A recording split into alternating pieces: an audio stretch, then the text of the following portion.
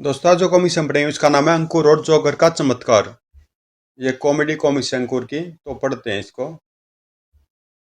अंकुर: चाची, कैसे देसी घी के मालपुए बनाकर खिला रही हो?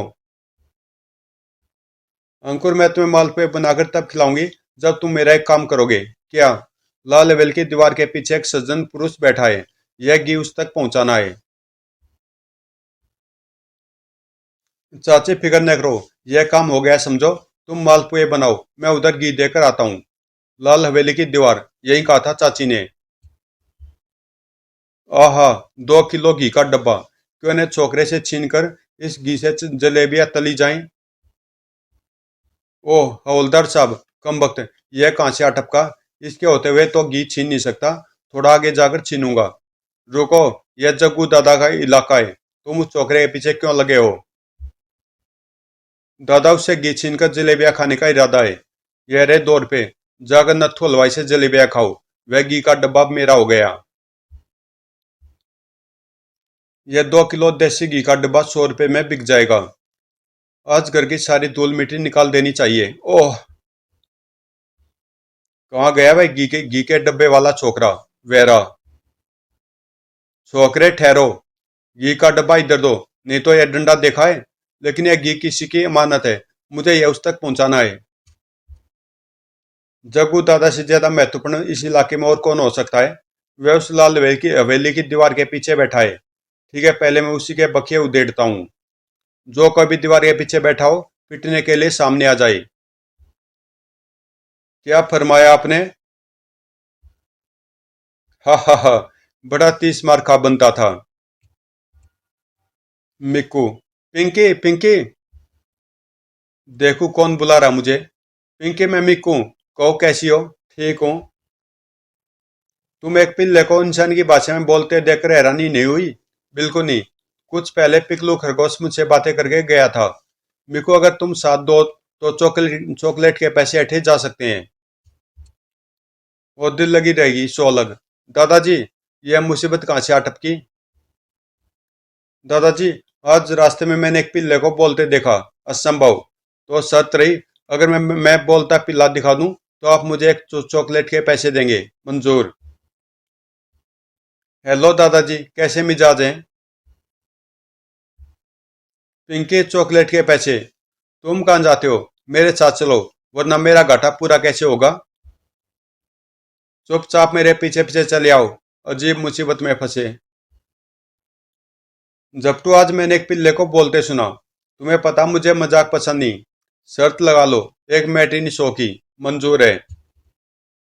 जपट जी, आप हार गए। निकाले मैटिनी शो के पैसे। क्यों न मैं भी किसी दूसरे को इसी तरह उल्लू बनाऊं। पिल्ले, आ जाओ मेरे पीछे पीछे। डपोर, आज मैंने एक पिल्ले को बोलते देखा। गप। शर्त लगा लो, 1 किलो पिस्ता बर्फी की। शर्त रही। पिल्ले, जरा बोल कर दिखाओ। वो वो। लंबू मोटू और जादुई शक्ति। धनपत नाम का एक कुख्यात व्यक्ति गिरफ्तार किया गया। इंस्पेक्टर, तुम पहले व्यक्ति हो जिसे मुझे गिरफ्तार करने का श्रेय मिला है, मगर अब तुम ज्यादा समय जीवित नहीं रहोगे। इससे पहले भी बहुतों ने ऐसी धमकी दी है, मगर आज तक कोई सफल नहीं हो सका। मिस्टर धनपत। पुलिस दल अपराधी को लेकर चल पड़ा। तांत्रिक सुलेमान से मानसिक मानसिक संपर्क जोड़ूं। धनपत तांत्रिक सुलेमान का भक्त था। वह टेलीपैथी मानसिक शक्ति से उससे बातें करने लगा। मैं सुन रहा हूँ भगत। बाबा, मुझे मार्ग शक्ति चाहिए। मैं मानसिक मार्ग शक्ति दे रहा हूँ भक्त। इनसे छुटकारा पाकर मुझसे मिलो। बहुत अच्छा स्वामी जी। धनपत के मस्तिष्क में मार्ग शक्ति संचित होने लगी। अचानक वह चलती जीप में से उछला। वह भाग रहा है। मरो इंस्पेक्टर, मैंने कहा था तुम भूल कर रहे हो। आह, सीना जल रहा है। तांत्रिक सुलेमान से मिली मार्ग शक्ति से धनपत ने उन्हें समाप्त कर दिया और भाग निकला। आ जाओ, तुम पर बुरे समय का साया है। मैं जादू टोना करूंगा ताकि तुम इस मुसीबत से बच सको। स्वामी जी, मैं आ रहा हूँ। पर संयोग से इंस्पेक्टर जीवित था। उस पर मार्ग शक्ति का प्रहार बहुत हल्का हुआ था। हाँ, वह देवी शक्तियों का स्वामी था। मेरे सिपाही मारे गए और सामने से मोटरसाइकिल आ रही है। वह लंबू मोटू थे। इंस्पेक्टर उन्हें जानता था।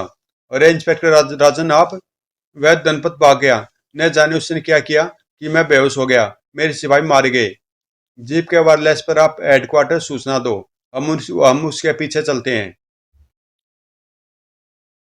सुनो लंबू, गुप्त भवन के जासूसों ने इंस्पेक्टर अंकल की रिपोर्ट दी थी कि धनपत तांत्रिक सुलेमान के साथ देखा जाता है।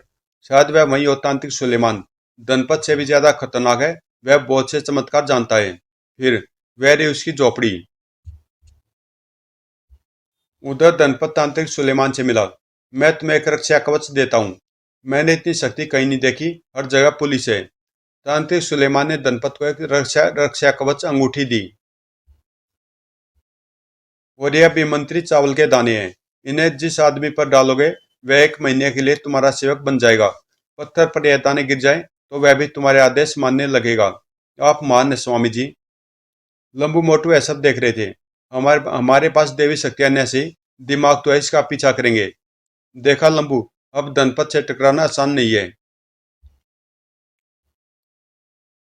मुझे वापस शहर जाना स्वामी जी, लेकिन मेरे पास कोई वाहन नहीं है। मैं मंत्र शक्ति से निकटवर्ती वाहन को खींच लेता हूँ। लंबू मोटू की मोटरसाइकिल सड़क पर खड़ी थी, जो तांत्रिक की मंत्र शक्ति से अपने आप चलने लगी। बाप रे, मोटरसाइकिल अपने आप जा रही है। मोटरसाइकिल उनके पास आ गई। प्यारे, जादू टोना मंत्र और मानसिक शक्तियों से संसार जीता जा सकता है, लेकिन हम भी पीछा नहीं छोड़ेंगे इसका। लंबू ने लॉकेट ट्रांसमीटर पर इंस्पेक्टर अंकल से संपर्क स्थापित किया। अंकल, धनपत माल रोड से हमारी मोटरसाइकिल पर गुजरेगा। धनपत, उसे रोकने की कोशिश न की जाए। सिर्फ पीछा किया जाए और हमारे लिए माल रोड पर कोई वाहन भेज दिया जाए। ठीक है, मैं जीप भेज रहा हूँ। धनपत लंबू मोटू की मोटरसाइकिल पर माल रोड से गुजरा तो गुप्त भवन का एक जासूस उसके पीछे लग गया। मेरा पीछा हो रहा है। शायद उसे मालूम हो गया है कि उसका पीछा हो रहा है। गुप्त भवन के जासूस ने दूसरी कार मांग ली। पहली कार पहचान ली गई, अब इससे पीछा करूंगा। मगर धनपत उससे ज्यादा चालाक था। वह मोटरसाइकिल झाड़ियों में छिपाकर उसे देख रहा था। वह अब दूसरी कार लेकर आ रहा है। जासूस की कार जैसे ही पास आई, उसने अभिमंत्रित चावल उसकी ओर उछाल दिए। ओ यह क्या। और फिर, तुम मेरे सेवक हो। मैं मानसिक संपर्क से तुम्हें जो आदेश दूं उसका पालन करना। जो आज्ञा मालिक। उधर लंबू मोटू तांत्रिक सुलेमान को काबू में करने की सोच रहे थे। हमारे पास बेहोशी की धुआं छोड़ने वाले कैप्सूल बम है। मैं तांत्रिक के पास कैप्सूल फेंकता हूँ। जब तक तांत्रिक काबू में नहीं आता, तब तक धनपत पर हाथ डालना मुश्किल है। मोटू ने 6-7 कैप्सूल तांत्रिक के पास फेंके, जो बिना धमाका किए फट गए। तांत्रिक आंखें बंद किए बैठा था, लेकिन धुएं की महक मिलते ही उसने आंखें खोली। हैं, यह कैसा सुगंधित धुआं है, जैसे फूलों का रस फैल गया हो। ओह, पलक भारी होने लगी। लगता है कोई मुझे सुलाना चाहता है। ओह, मेरा दिमाग सुन्न हो गया। ओह नहीं। कम से कम 2 घंटे बेहोश रहेगा। इसे गुप्त भवन में कैद करेंगे। तुम अंदर से कोई बड़ा सा कपड़ा ले आओ, इसकी गठरी बनाएंगे। मोटू झोपड़ी में से एक बोरी ले आया। फिर तांत्रिक को लाद कर जब वह सड़क पर पहुंचे तो जीप आ चुकी थी गुप्त भवन में। इस इंजेक्शन से यह 15 दिन बेहोश रहेगा। इस बीच हम धनपत से निपट लेंगे। तभी उस जासूस का फोन आया जिसे धनपत के पीछे लगाया गया था। वह इस समय धनपत के संबोधन में था। सर, धनपत इस समय ग्रीन होटल में है। तुम निगरानी रखो, हम लोग पहुंच रहे हैं। ग्रीन होटल के कमरे में। शाबाश, अब तुम बाहर जाओ। जब वह लोग आए तो मुझे बता देना। वे आ रहे हैं। जो आ गया मालिक।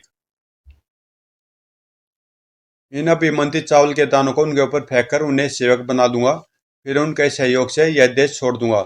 यहाँ खतरा बढ़ गया है। कुछ देर बाद जासूस ने सूचना दी। मालिक, वे आगे होटल के पीछे ग्राउंड में खड़े हैं। ठीक है, तुम्हारा काम खत्म, अब भागो। धनपत ने खिड़की से देखा। वह खड़े तीनों। अब यह चावल डाल दूं इन पर। चावल उन पर गिरे और वह मंत्रों से बंध गए। अब तुम मेरे सेवक हो। मंत्र शक्ति तो पत्थर को भी चलने को मजबूर कर दे। तुम तो आदमी हो। आ जाओ मेरे कमरे में। वह तीनों मशीनी पुतलों की तरह सीढ़ियों से ऊपर आए। आओ मेरे सेवको। हैं, यह क्या। यह तो रबड़ के पुतले हैं। धोखा हुआ है। मैं जला दूंगा उन्हें। मुझसे चालाकी। धनपत गुस्से पर काबू न रख सका और मानसिक शक्तियां बरसाने लगा। आग लगा दूंगा सारी दुनिया को। मगर वहां कोई भी न था। होटल के कर्मचारी भी गायब थे। सामने आओ। एक पत्थर उसके सिर पर पड़ा। ओह! गिरते हुए धनपत को रोका गया। अब कोई खतरा नहीं धनपत। बाद में। मैं कहाँ हूँ? तुम यहाँ। यह अस्पताल है, लेकिन हमें अफसोस है तुम्हारा जीवन बचाने के लिए डॉक्टर ने तुम्हारे दोनों पैर काट दिए हैं। क्या मेरे पैर कट गए? नहीं। मेरे पापों की इतनी बड़ी सजा मिली मुझे। अच्छा होता मुझे मर जाने दिया होता, लेकिन स्वामी जी ने मेरा साथ क्यों नहीं दिया? स्वामी जी को पहले ही लाचार कर दिया गया था। हम जानते थे तुम्हारे पास मारक शक्ति है, जिसे तुम एक बार में एक प्रहार कर सकते हो। उसके बाद तुम्हें स्वामी जी से वह शक्ति दोबारा लेनी पड़ती थी। इसलिए हमने अपने पुतले होटल के पिछवाड़े पहुंचाए, जिन्हें तुमने मंत्र सम्मोहन से बुला लिया। मैं और गुस्से में मानसिक प्रहार कर बैठे, और वहां से हमने सब आदमियों को हटा दिया था, ताकि कोई तुम्हारे क्रोध का शिकार न बन जाए। उसके बाद तुम खुद ही घायल हो गए। अब हमने तुम्हारा रक्षा कवच अंगूठी भी उतार ली। तुम्हें अभी तुम्हारे भाग्य ने सजा दी है। कानून की सजा भी अभी तुम्हें भोगनी है। वहां तुम्हारे साथ तुम्हारे स्वामी जी भी होंगे। उनके ब्रेन वॉश करके उनकी मानसिक शक्तियां समाप्त कर दी गई हैं। जादू टोने से दुस्साहित करने वाले काश यह सोच सके कि उनका अपना अंत सबसे बुरा होगा। समाप्त। तो दोस्तों, कॉमिक्स यहीं पे समाप्त होती है, और मिलते हैं किसी अगली कॉमिक्स में।